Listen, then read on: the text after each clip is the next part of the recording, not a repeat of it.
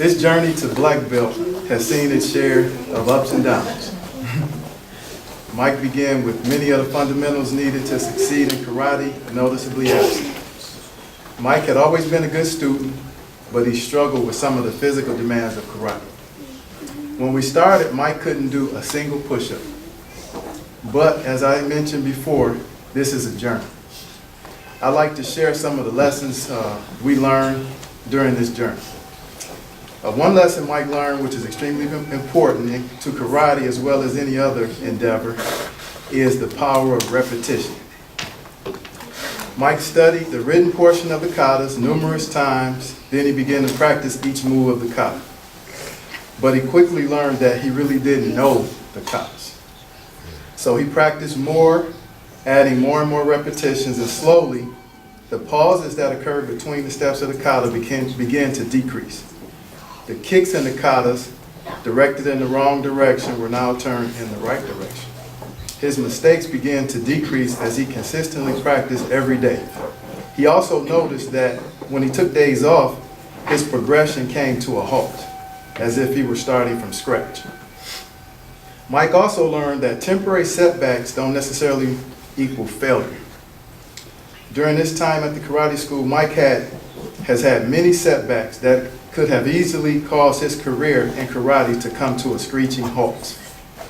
A missing belt promotion was an eye-opener for Mike. He learned that going through the motions would not cut it, and that promotions are not automatic. The next setback happened when Mike entered the newly created entry test, which is a test to determine if students were ready to enter black belt camp, where attention to detail was on full display. One day, I dropped Mike off at class. I took a quick stroll down to Panera Bread, missing just a few minutes of class. When I returned, Mike had been removed from the entry process, which excluded him from entering black belt camp because he had not said yes sir after being warned a few times. Another mishap occurred during the second checkpoint of black belt camp. Mike made several mistakes while performing the katas, and as Shihan scolded him, he became more frazzled. Although he knew the katas, the pressure of the situation had frozen his mind, and he was unable to complete the katas. Due to Shihan's show of mercy, Mike was allowed a makeup day and was able to pass the test.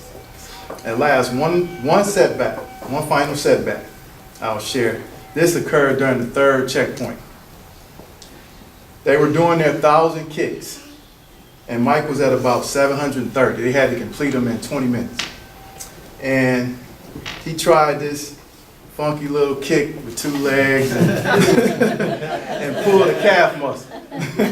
So as he rolled on the floor right over here, and as the clock kept ticking, I said, Mike, you got to get up because the clock is ticking. So he pulled himself up on that window, and he kicked with 1 leg, and he completed 1,000 kicks within the time allotted.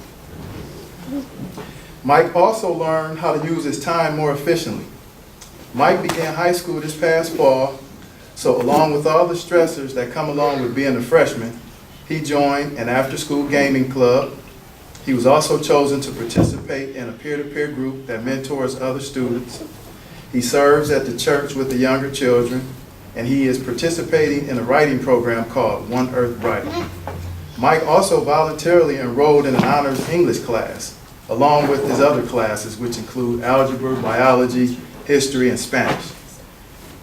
As Mike's time became consumed with activities, it appeared that there was no longer time to practice karate. After a conversation about how he was utilizing his time, Mike agreed to make some adjustments. He completed a portion of his black belt requirement at 5:30 a.m. before he went to school. In 6 minutes, he was able to complete 75 push-ups, 75 jumping jacks, 75 sit-ups, and 75 squats. He learned how much he could accomplish when he devoted 100% focus to a given task. There's a saying that goes, it takes a village to raise a child. And I agree wholeheartedly with this statement. And Mike has a village around him as well. I'd like to thank his mom for being there, for providing the love in our family that holds us together. I'd like to thank Shihan for being a part of the village as well. Thank you. and to all of the parents and students from the program that's helped and encouraged Mike to get to this point. I thank God for Mike's heart and the way he is, and I just pray that he continues to work and develop himself. And I love you.